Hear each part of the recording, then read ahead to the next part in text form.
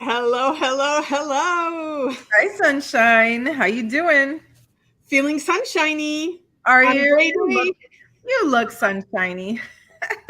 I think my background is more sunshiny than I am, but that's Your okay. background's very sunshiny, and my hair is very sunshiny. Thank you to Estuardo. Nice, nice.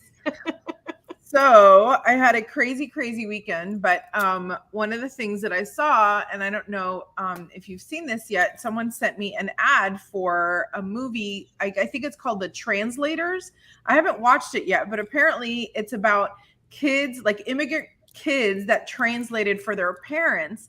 And I was like, oh my gosh, like I hope I this bet you can relate to that. right? Totally. Because, for anyone that doesn't know, I was born in this country, but my parents were born in Cuba and then grandparents and whatnot from Spain and all that. So I spent a lot of my life just really translating for my mom. It's actually kind of cute because when I want to say like in college or something, maybe I was getting married and leaving, but I wasn't going to be there to write my mom's checks for her anymore. So I took a little piece of paper and I wrote down how to spell 100, 1,000, 1, 2, all the way to 20. Like I basically wrote down, this was before you could just hop on the internet and print it. Okay, this is Right. old school. I wrote it down.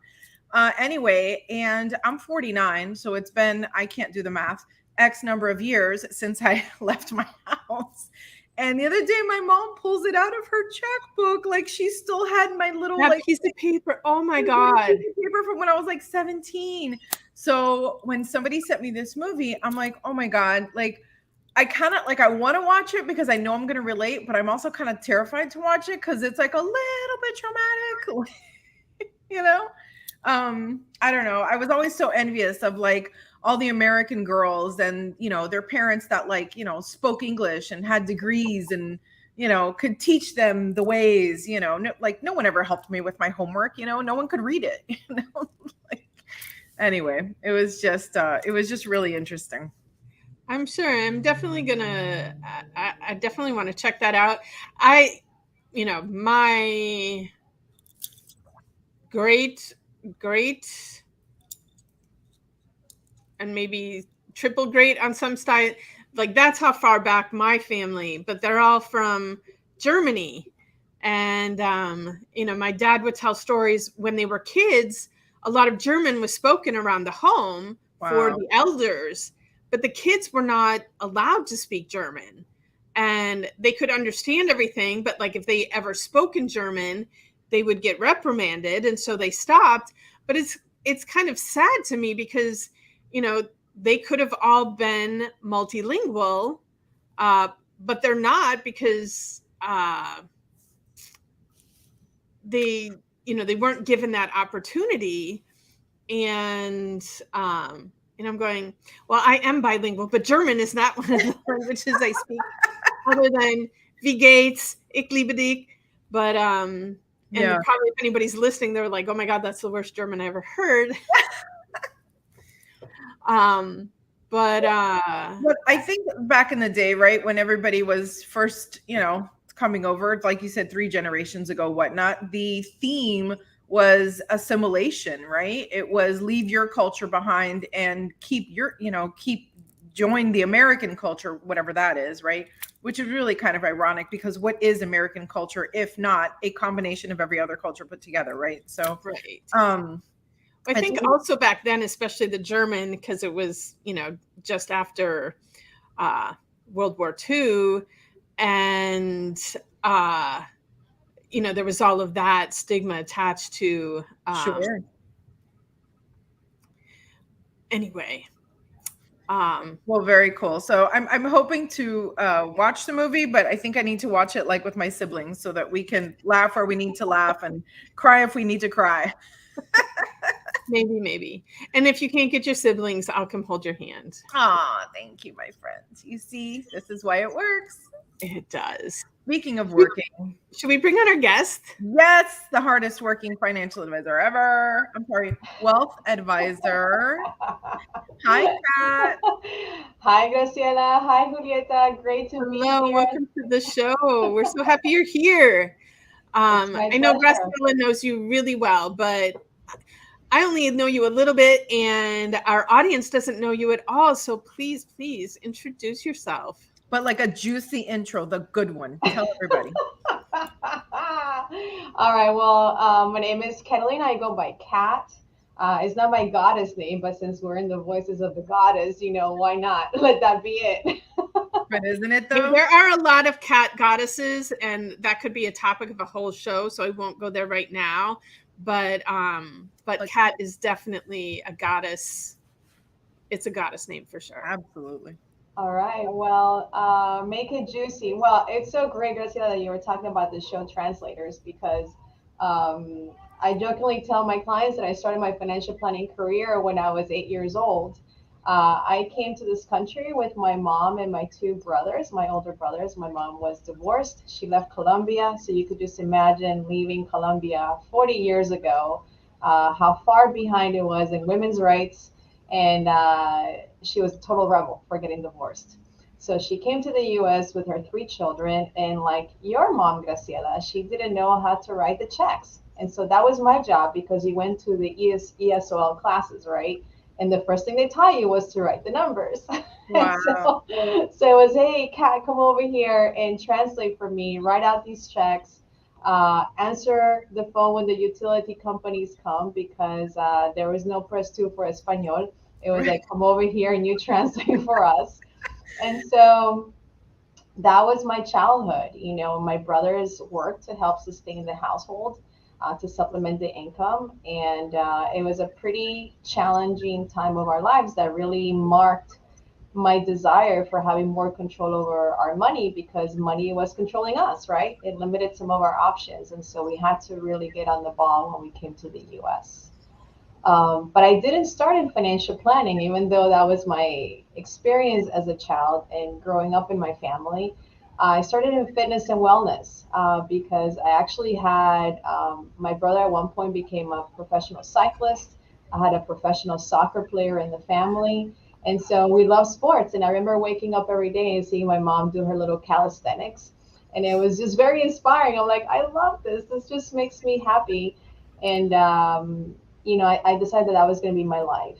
But, as you know, in this life, we could live many lives, right? And so I did that for the first half of my life.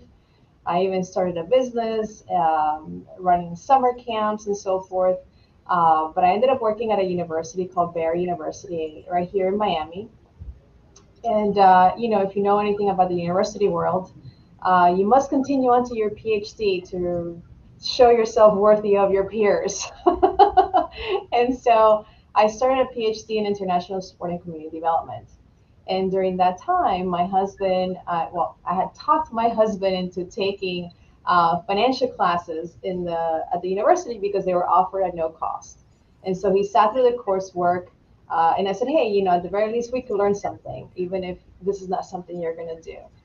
So during the case study class where you do the analysis, one day he couldn't take notes. And I sat in the class with him and I said, okay, I'll take notes for you.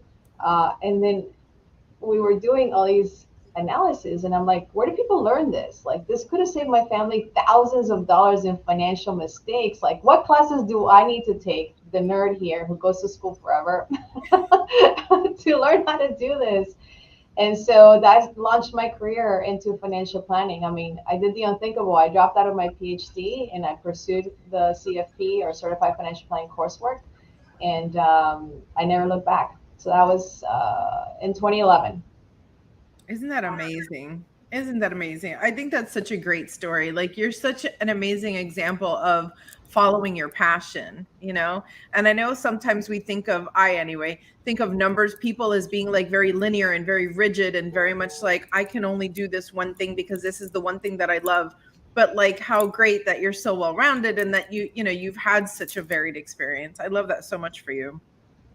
Thank you, Graciela. And I love how it shows up in how you work with your clients, right? Because you bring your whole self to your client experience, right? Like, tell me a little bit about the educational piece, because I know you're passionate about that as well. Yeah, I think that when clients come to us, by the way, I work at Tobias Financial now, just so you know where I am. When they come to us, many of them, come because obviously they want to take more control over their money, because money, is part of our everyday life, and we think about it as we're making transactions and thinking about our future. But as we're thinking about our clients and what's most important to them is just really finding out what their values are, right? Because we see money as a tool. What is this tool going to help you accomplish, essentially? And what do you need? What buckets do you need to set up? So just having those conversations about what's most important to them, and even extending it further and saying, if financial security was a non-issue for you, you are completely financially secure, how would you live your life differently? What would change for you? And that's when you begin to identify what's really important to them and begin to make those connections. But how do we make those connections? I mean, talking about, practical application through taxes, managing their taxes, obviously investing their portfolios so that they could grow their wealth over time.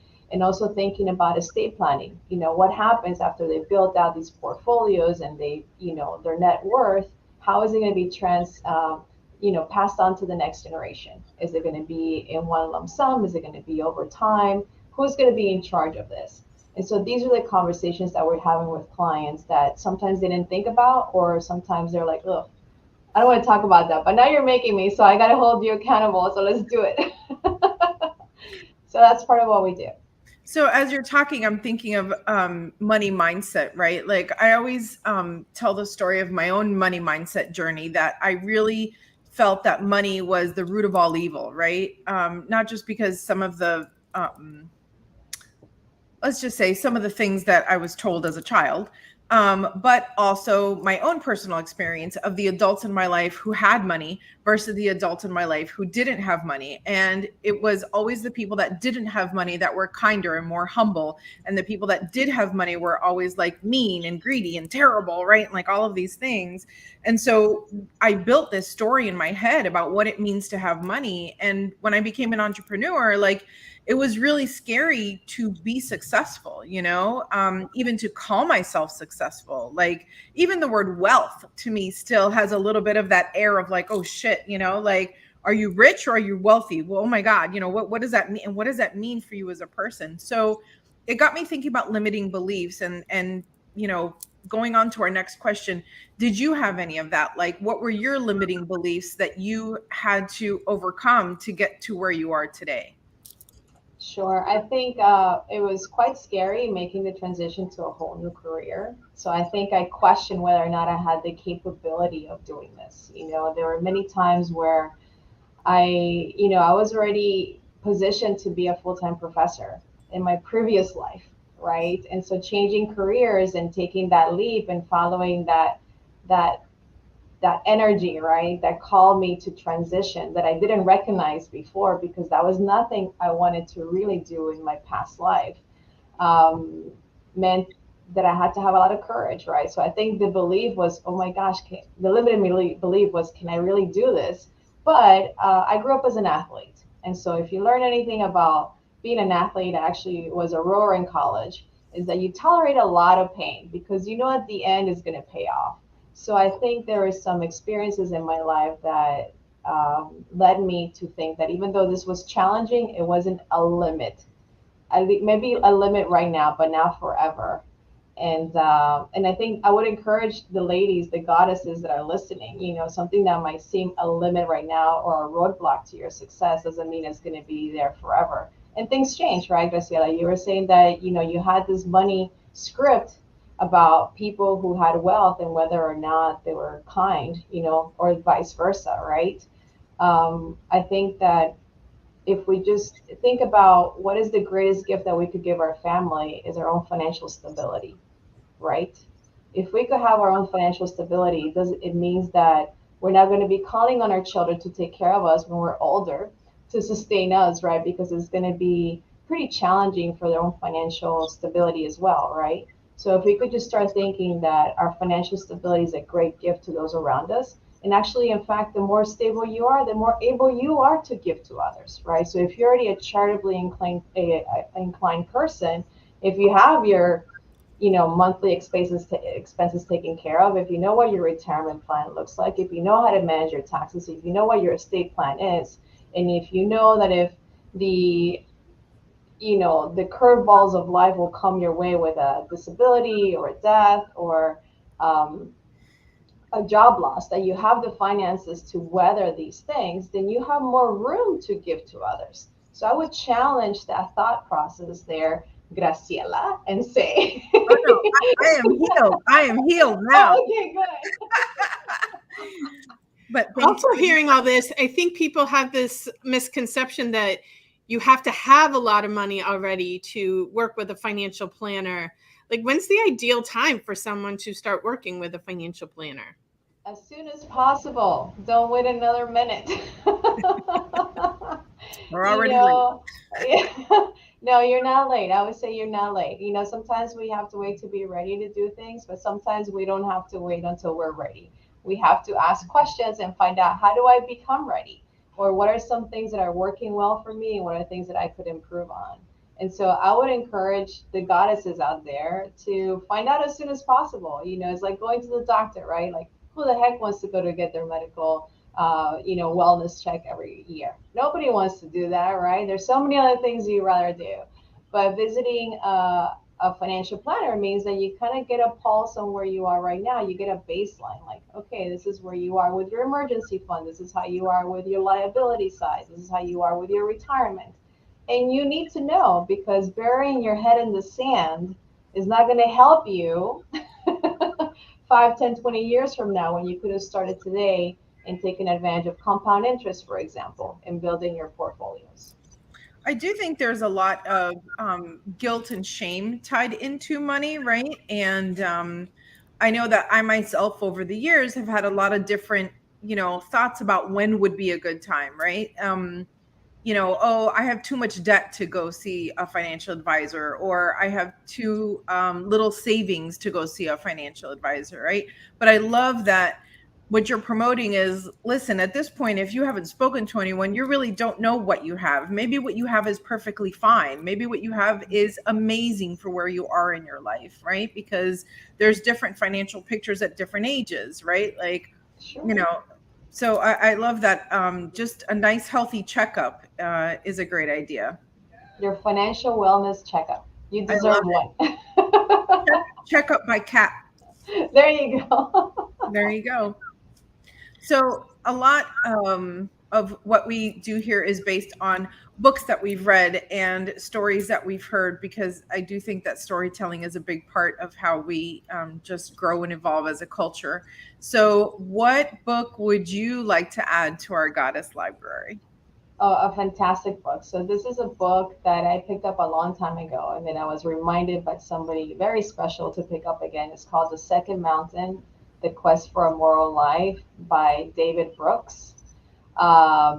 Basically, the book talks about how in our first mountain, it's all about climbing, let's say, the corporate ladder, or climbing towards that goal that you had for yourself. All of what the world rewards, right? Those accolades. And sometimes you get to the top of that mountain and you're like, is this really what I wanted? And there's a point of reflection.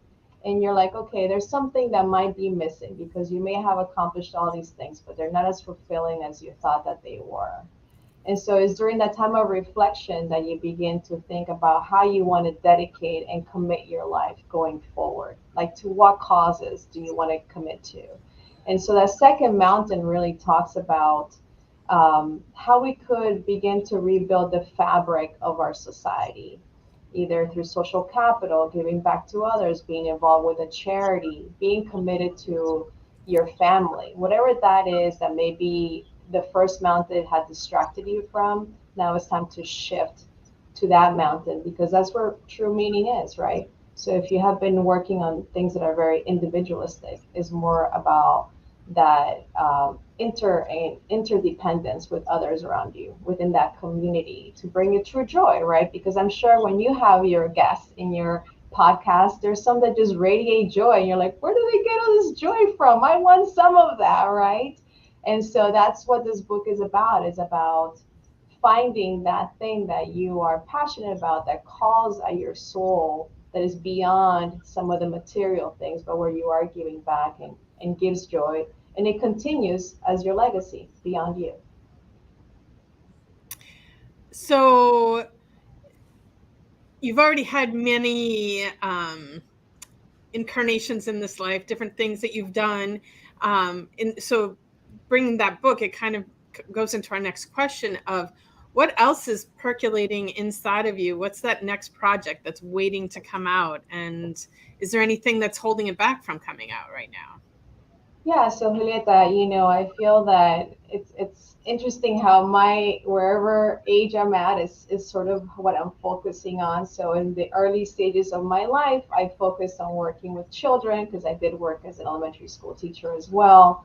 I worked with teenagers, and then I worked at a university, and I worked with a lot of college students, and now I'm in, financial planning, and the group starts getting a little bit more matching my age as I move into this new life. Something that's really bubbling up for me is working with women in transition. I think that we're always in transition, but working with women in transition, I have been listening more and more to what it is that they want and what they might be missing, and how these conversations are coming up during my meetings with clients. And so I feel that my role is changing in, obviously it's financial planning, but it's also life planning and helping them find the steps and the road map towards that, towards what they want to have. And so that's coming up for me. The other thing that's coming up for me, going back to the book that I told you about, is love, right? And how important that is. Sometimes we forget that, you know, that has a maybe, and we cannot quantify the impact of showing love for others, showing a little bit more mercy, more grace towards others. And also in these conversations, right? You said, Graciela, sometimes there's some shame around money, and just showing that kindness towards someone and say, hey, I made financial mistakes. Just because I'm in this industry doesn't mean I've never made a financial mistake. Of course I have. I studied so I could make less financial mistakes. So just being part of that transition for women, and actually some men also have been talking to me more about what's important to them besides that first mountain. Now what? So I think that's what's bubbling up for me, Julieta, is that transition and how I could be part of helping someone through that process. You're speaking my language with the L word, love, love, love. And it's it's so hard because we so often equate love in the English language as romantic love, and there's so much more to the word love. And um it, like, even as we're sitting here talking, I'm like, financial has been like the, I don't know, the thing that I've struggled with the most in life. I'm here as a healer, as a guide for people, and I'm supposed to be Mother Teresa, and do this all from this space, and have graduated into thinking, no, that's not how it's meant to be. And the more abundance that I have, the more that I can do to support people in their healing and growth. But as you're speaking, I'm sitting there going, I've forgotten to connect love to abundance, love of money, and seeing where that can go. So I also feel like historically money has been, the power of money has been delegated to men, and it's time for women to step up and use money in a feminine way and connect to the power of money in a feminine way, because in this toxic masculine use of money that we have out there, it's not creating the best life for all of us. So um, as women, we need to love money and use money in a loving way. Yeah, and money's a tool, right? Just like you have in your practice, Julieta, right? You have many tools to do what you need to do, right? But it's what happens is the energy that's transmitted through that money, right? We're using that money for love, for caring for others, for paying for tuition, for paying for the doctor, for buying transportation, for buying the home that you love, for buying the things that bring you joy, right? So it's just looking at it as a tool and how do we take good care of it, be good stewards of it, so that it could produce more for us in the future. But I agree with you, Juliet. I think as a financial advisor, as a female, I do bring something different to the table as well. There's kind of like that intuition during a meeting of things that may or may not be, resonating well with the client, or there might be a little bit more digging that we need to do, or a little bit more advocacy as well, because I may have a client that just doesn't know what questions to ask. And it's just empowering them with the right questions to ask. And sometimes I say, well, you might be thinking this, and they may not be thinking this, but I'm anticipating some questions that they should be asking that they just don't know to ask yet. Or even when they go to their professionals, okay, here's some questions to ask before you go see your professional. Or if you're thinking about your estate plan, these are things to think about your estate plan, questions that you may have never asked your partner about. That now it's like, oh, now that I have these questions, I have to ask you. It's my assignment. But now you've been empowered. So I think that would be the differentiator, forget, as you were mentioning, that as a female, it's less the transactional piece, but the transformational experience that we could have during this ongoing relationship in financial planning. It's quite magical. It really is. To me, it's incredible. I mean, it's exciting when the client's like, oh my gosh, Kat, I get it. This is fun. I'm like, I'm going to teach you. Yes, it is fun. This could be a lot of fun. I don't know that I've reached that level of excitement yet, but I love that you're a dreamer. Goals. I'm a dreamer. Well, and I'm kind of curious, and this is off script, so don't panic, but you're talking about the second mountain, and I'm wondering if it could be the first mountain, right? Like, as we're evolving as a culture, as a community, as women, right? Sitting in our divine feminine, right? Part of that is nurturing, and part of that is raising the next generation. My son is this close to getting his first job. He's 14. And I told him he was not allowed to take a job until he took a financial planning course, like a financial literacy course, I so love that he that. learns the numbers, right? But I'm curious if you have any thoughts or advice specifically for children so that they don't have to go through that first phase, right? Like, how do we break this cycle? What are your thoughts on that? Well, besides throwing them into the fire, like you and I writing checks out for our parents, Kind of way. definitely, teaching them, for example, this is a great way for him to be able to quantify what it costs to purchase something. So I would say if there's something he wants to buy, just say, okay, how many hours will it take for you to work in order to buy this one thing? And is it worth it to work that many hours to buy this one thing, right? And so if you break it down like that, I think it becomes more real and like, oh no, forget it. I don't need that so much. Now they begin to make decisions, informed decisions, because we do them all the time. We make these decisions all the time, whether we're going to buy a house, whether we're going to go on a trip, right? We're making these decisions, but we don't take the step back and say, okay, what do I need to do in order to be able to get to this, buy this thing, or go where I want to go? How many weeks, how many months do I need to work? I mean, we do it for retirement too, right? And it's not too soon to start saving for one day. We call it retirement, but it could be your financial freedom day, right?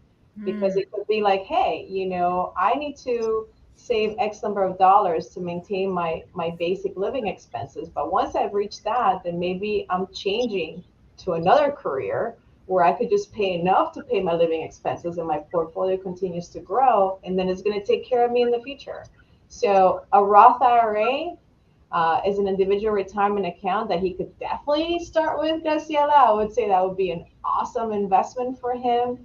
And I've seen parents in the past match their kids. So they'll say, okay, the IRS limit for 2023 is $6,500 if you're under the age of 50. He's probably not going to put in $6,500, but let's say he's going to put in, I don't know, $500. And you could say, okay, I'll match you $500 if you save $500. Now they get the concept of employer, although you're the parent, employer matching, because in the future, if they work at a company, an employer may offer a 401k, which is a retirement plan, with a match. And now they learn this concept early on. You know, I love that you said, you really just blew my mind. Your financial freedom day.